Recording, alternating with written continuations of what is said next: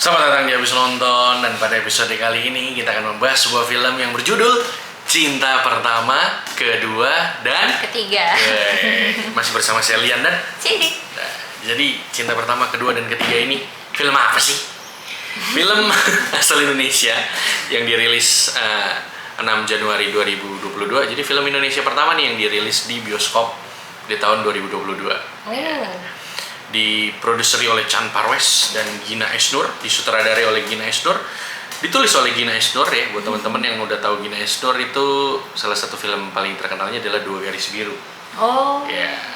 Diperankan oleh Angga Yunanda. Oh, berarti dia suka Angga Yunanda ya? Iya, siapa sih yang gak suka Angga Yunanda? Emang kamu suka? Dia yang suka sama aku. Terus Putri Marino, Slamet Raharjo, dan Ira Wibowo. Oke, sinopsisnya ya. Raja dan Asia. Raja ini diperankan oleh Angga Yunanda, Asia diperankan oleh Putri Marino. Punya kesamaan tanggung jawab, mengurus orang tua tunggal mereka masing-masing. Bila Raja ingin hidup mandiri seperti kedua kakaknya, Asia sudah memilih untuk berbakti pada ibunya yang ia rasa telah mengorbankan segalanya untuk dirinya. Lalu Dewa yang diperankan oleh Slamet Raharjo, ayah Raja, dan Linda yang diperankan oleh Ira Wibowo, ibu Asia, mulai menyatukan hati. Raja senang, Asia ragu. Pada saat Raja meyakinkan Asia kalau kedua orang tua mereka cocok bersama, Raja dan Asia perlahan justru jatuh cinta. Film Cinta Pertama, Kedua, dan Ketiga ini merupakan film penutup pada Jogja Netpack Asian Film Festival yang kemarin. Jadi ada film festival gitu di Jogja, dan ini adalah film penutupnya gitu ya. Kalau tadi kan sinopsis dari filmindonesia.or.id itu ya. Mungkin kalau buat yang agak sulit mengerti, intinya adalah ada Raja, Angga Yunanda, ada Asia, Putri Marino ya. Mereka sama-sama hidup bersama single parent. Kalau Raja bapaknya, jadi cowok-cowok ya. Slamet Raharjo, bapak Dewa. Putri Marino, Asia, ini ibunya diperankan oleh Ira Wibowo, namanya Linda. Aku baru tahu namanya Linda. Emang disebut ya? Linda disebut ya. Oh. Nah, jadi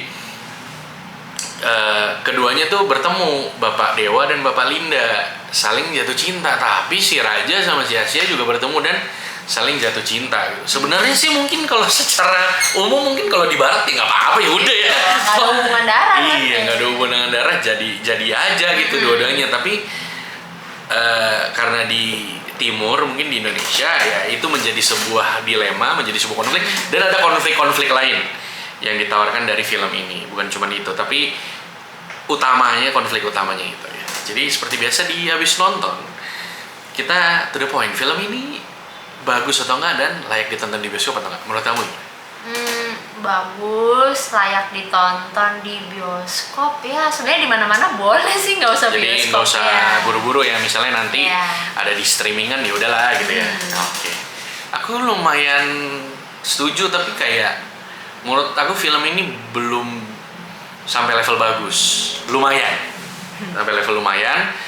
Dan apakah perlu ditonton di bioskop? Kalau lu orang yang suka drama ya, gampang nangis, punya masalah dengan orang tua, banyak dosa, mungkin ini adalah film yang perlu lu tonton di bioskop, karena kemungkinan bisa menyentuh hati lu. Atau mungkin lu juga adalah bagian dari sandwich generation yang masih harus membantu orang tua, mengurus orang tua, menanggung orang tua.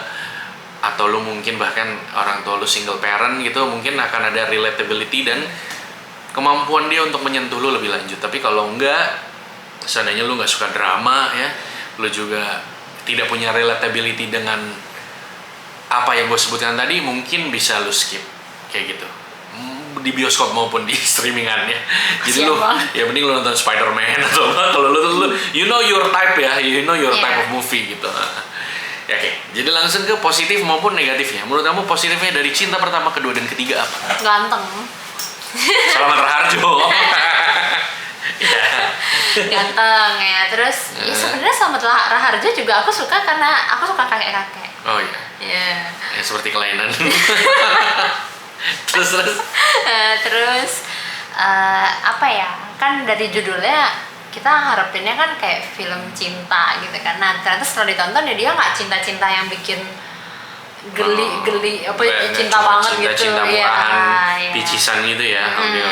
Oke, terus ini settingnya bagus, jadi nggak kayak bikin di Indonesia. Kalau orang misalnya orang luar itu lah ngelihat orang Indonesia rumahnya itu kadang-kadang kan kita nonton di sinetron rumahnya tuh bener-bener. wah banget Ini lah. kayak memang sesuai settingnya. Iya. Maksudnya kan ini kan rumah orang tuanya, udah beli dari zaman dulu. Ya bangunannya juga emang ya bangunan zaman dulu. Bangunan lama, bener. model pagar, jendela, kamar Setuju, mandi apa setuju, itu setuju. masih perabotnya itu semua Detail masih ya. masih Oke.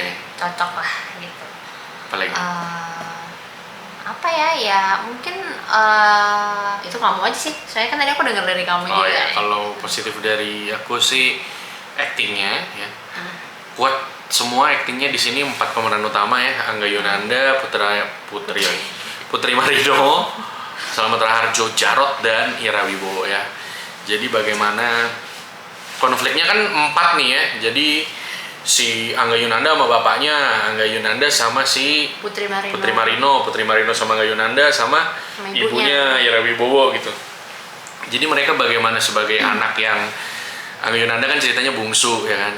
Dia pengen banget bebas karena yang ngerti lah mungkin kadang kita argumen sama orang tua gitu ya kan suka nggak nyambung gitu.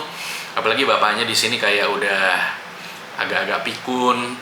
Kan kadang ada yang bilang kalau orang tua jadi kayak anak kecil gitu kan. Nah sementara anak muda juga egonya, emosinya cepat, jadi sering nggak ketemu. Itu bagus sih dinamika itu gitu.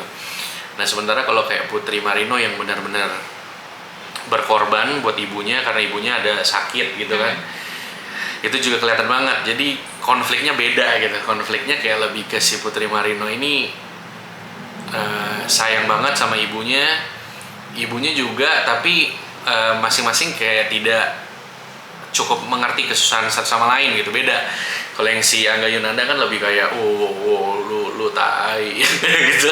Kalau yang Putri Marino kayak lebih di dalam sendiri gitu. Konfliknya kayak Asia listrik habis ya kan yang lebih subtle gitu. Ada sebenarnya ada konflik di sana gitu mungkin, tapi satu sama lain nggak bisa ngomong justru kalau kayak gitu. Nah, terus ya di sini si Putri Marino jadi penari, jadi dancer, dan itu bagus banget. Maksudnya kayak kelihatan gitu dia ada totalitas. Bagaimana dia sebagai seorang dancer tuh dapat banget ya kayak.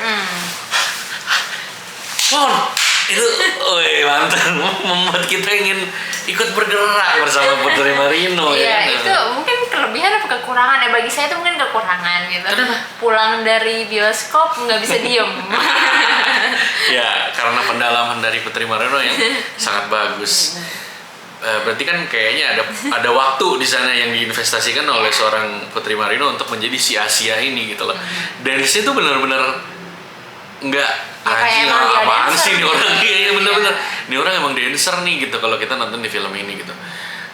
Iya, kalau si Angga Yunanda sih nggak terlalu ada spesialis gimana karena di sini dia jadi supir Grab online. Jadi ya pendalamannya nggak sedalam Putri Marino tanpa mengecilkan. Tapi dia nari juga kan, ada sedikit Ya, tapi kan narinya sebagai orang yang belajar nari emang, jadi nggak pro kayak si Putri Marino. Terus dramaturginya sebenarnya cukup bagus ya untuk orang yang ya itu tadi suka drama, mungkin gampang tersentuh, pasti bisa kena sih sama film ini, bisa nangis kayak gitu karena gue lihat di di bioskop ada yang mungkin dia banyak dosa sama bapak ibunya ya, jadi dia teringat gitu kan. Menurut gue untuk sebuah film yang menjual keluarga ini jauh lebih bagus daripada nanti kita cerita tentang hari ini. Ya itu not dari gue. Sama ya itu sih bisa menyentuh kalau punya relatability. Sekarang negatifnya apa ya, secara keseluruhan ya kayaknya biasa aja, nggak kayak film bioskop gitu rasanya. Oh ya. Iya gitu. Yes. Tapi kalau mau dibilang FTV juga enggak, bagus kok gitu, bermutu jadi kayak gitu. semi gitu. Iya. Kualitas produksinya oke, detail, tapi nggak sampai level yang kita ngerasa ini megah gitu ya ini. Iya. Ya mungkin karena ceritanya ya juga cukup sederhana sih, kayak gitu. Terus apa lagi? Ya apa tadi kamu bilang orang di kursi sebelah nangis gitu, tapi kok bagi kita kayaknya kurang menyentuh ya. Kurang kena ya. Iya.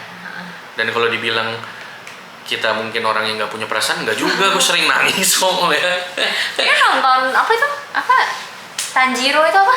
Iya, itu Oh, dia nonton nangis. Demon Slayer aja nangis gue. Iya. Nonton anime aja bisa nangis. Jadi nggak tahu ya, mungkin kurang ada relatability gitu, kurang Masa? kurang klik aja sih ya, kayak di film itu deh. Nah gitu, kurang gitu aja. Mungkin Oh, iya. menyentuh, tapi buat kita nggak tahu, kurang aja gitu contohnya. Sebenarnya dibilang kalau isu soal orang tua tuh gue sensitif banget, gampang banget nangis kok. Cuman di film ini ya kayak masih kurang itu buat kita ya kan. Ini kan selera ya, agak subjektif gitu sih. Atau mungkin orang sebelah nangis gara-gara banyak utang. Iya, di sini. Bisa, iya. Di sini juga yang salah satu yang positifnya adalah filmnya menurut gue kekinian banget. Walaupun ini di syutingnya katanya udah 1,5 tahun loh. Tapi ada isu-isu kayak ya itu tadi sandwich generation, di mana harus nanggung orang tua, kesulitan keuangan, pinjaman online, Iya. terus ada kayak apalagi ya, debt collector, ada juga ya, maksudnya isunya kekinian banget, COVID. Oh iya, mereka pakai masker. Mereka universe-nya apa gitu juga banget. COVID, pakai masker. Sampai dimana pada waktu itu kan emang kayak di dalam mobil aja kayak tolol banget sih sekeluarga, padahal di rumah nggak pakai masker, tapi begitu di mobil lu berdua yang biasanya di rumah berinteraksi harus pakai masker itu juga ada gitu di film ini ya. Kekinian salah satu positifnya. Negatifnya apa lagi? Selain ceritanya menurut kita ya nggak terlalu gimana sama nggak terlalu menyentuh. Apa ya negatifnya? Nggak tahu, nggak ada sih. Kalau menurut aku dari segi cerita masih ini sih, ada satu konflik besar di film ini ya, selain dari konflik percintaan tadi yang tiba-tiba blak gitu, dan menurut aku itu konflik yang kayak udah nggak terlalu relevan bisa terjadi di masa ini. Yang ada yang nelpon itu loh. Oh iya, itu aneh kayak bego banget gitu. Maksudnya iya, gue nggak mengecilkan bahwa mungkin masih ada orang Indonesia yang bisa kena kayak begitu ya, bodoh, terbodohi akan sesuatu hal Iya, tersebut. kayak mama minta pulsa. Iya kayak gitu lah ya. Kita kan nggak mau terlalu spoiler, tapi intinya kayak gitu. Maksudnya mereka ini kan kayak orang yang lumayan pintar, berpendidikan, bukan orang bego. Tapi kok dengan mudahnya konflik itu. Jadi kalau menurut aku kayak ceritanya tuh ujuk-ujuk ada yang kayak gitu dibikin semata-mata untuk membuat jatuh miskin. membuat kehancuran gitu. Tapi kayak nggak nemu yang lebih oke, jadi kurang agak memaksakan sih di bagian itu menurut aku. Sama di bagian itu tadi ya, konflik percintaan, maksudnya ya mungkin orang tua akan sulit menerima ya, walaupun tidak ada hubungan darah, mereka menikah terus anaknya yang tidak ada hubungan darah juga saling suka, tapi itu sebenarnya mungkin kalau menurut gue sih masih bisa diomongin, masih bisa dibicarain gitu. Jadi secara konflik film ini tidak terlalu kuat. Nah, kayak gitu kalau Kamu masih lebih better daripada kamu nikah sama sepupu gitu kan. Iya, Sekarang itu kan banyak malah orang nikah sama sepupu. lebih ada darah daripada yang kayak gini. Iya. Ya, gitu sih. Jadi untuk cinta pertama, kedua, dan ketiga kamu memberikan nilai berapa? 65. 65 Ya, dari dari 100. dari 1000. Harusnya 55 sih. Oh, kenapa? Ya, 5 buat dance-nya Putri Marino, 5 lagi buat Angga Yunanda. Motherfucker. Ya, jadi Tidak ada memaki. oh iya, family friendly content ya. Kalau buat aku 60 dari 100. Nah, jadi kalau kemarin aku ngerasanya kayak film-film yang sebelumnya misalnya kayak Teka-teki Tika gitu, aku akan memberikan nilai 59. Jadi ini masih lebih bagus daripada Teka-teki Tika menurut aku. Kayak gitu. Banyak. Oh ya, kalau kamu menurut kamu banyak ya, karena Banyak. menurutmu Teka-teki Tika nilainya 20. Maaf. Oke.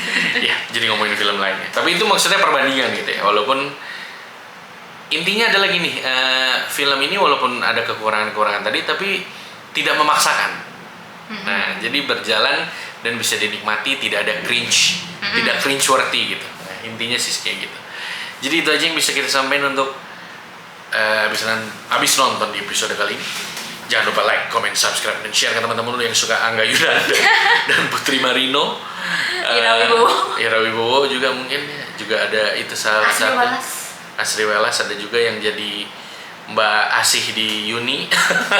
Dikit banget tapi. Itu ya itu segmented ya. Nah, dan komen juga di bawah kalau lu pengen tahu review full spoiler dari Cinta Pertama, Kedua, dan Ketiga. Jadi nanti kita bahas secara detail ceritanya, kelebihan dan kekurangannya lebih detail lagi kalau mau. Itu aja. Ada lagi? Dance dong, dance lagi. Nanti ikut aja kursus online saya bersama Putri Marino atau Asia ya. Sampai jumpa lagi di episode nonton selanjutnya.